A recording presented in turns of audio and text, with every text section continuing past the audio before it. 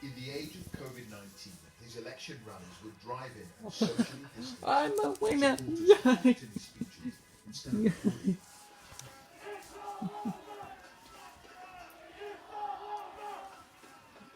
Outside their cars, the president-elect's ecstatic supporters, no less than in the shadow of the building where election votes are being counted. The subjects of their ire, forlorn Donald Trump voters across this Philadelphia street. America's rancorous political divide in miniature. Joe Biden says he wants to bring both sides together. He wants to be a leader for all America. At the moment, they can't even share the same street without barricades and the police. Donald Trump lost in part because suburban women turned on him. Listen to Penny Owens and her daughter Hattie, who set up a Facebook group to support Joe Biden. Goodbye. Happy Trump. It was therapy for us women who felt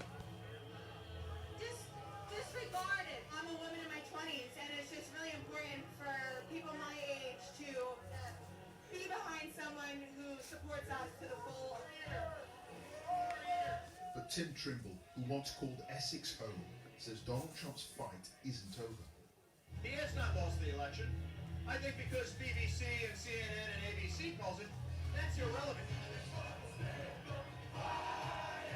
Meanwhile, on the same street in another America, they're dancing for Joe, and tonight won't sleep. Clive Myrie, BBC News in Philadelphia. This US election has seen the highest turnout since 1900. So far, Mr. Biden has won nearly 75 million votes, the most ever for a US presidential candidate. Mr. Trump, meanwhile, is currently at less than 71 million, the second highest tally in history. Our North America editor John Sopel joins us again. John, with no sign of Donald Trump conceding, what happens now?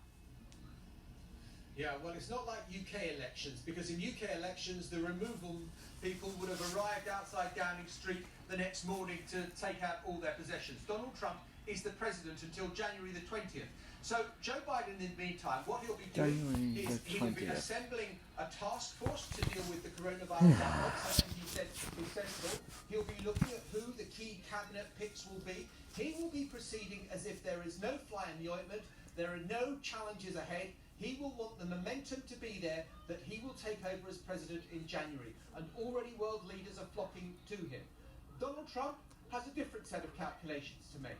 How far does he pursue this legal action? Because at the moment, the allegations have flowed freely, but the detail of what the offences might have been are much more thin on the ground. And there's some reporting from people well connected that Donald Trump may be looking for a way at some point to get himself off a hook that he's on, and maybe having to accept that he will have to concede graciously and that Joe Biden is the next president.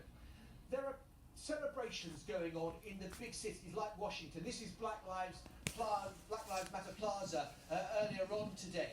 Big celebrations, but it's very different from 2008, and I was here when Barack Obama became president. Then there was this warm, fuzzy feeling that an African American had become America's president. This time it's much more visceral. There is a sense of delight that Donald Trump has been beaten, much more so than Joe Biden has been elected. And I think that speaks to divided America, that when Joe Biden does become president in January, that is the big crisis that he's going to have to try to heal. John, thank you. John Sopel in Washington. Meanwhile, back in the UK, the latest government figures on coronavirus show there were 24,900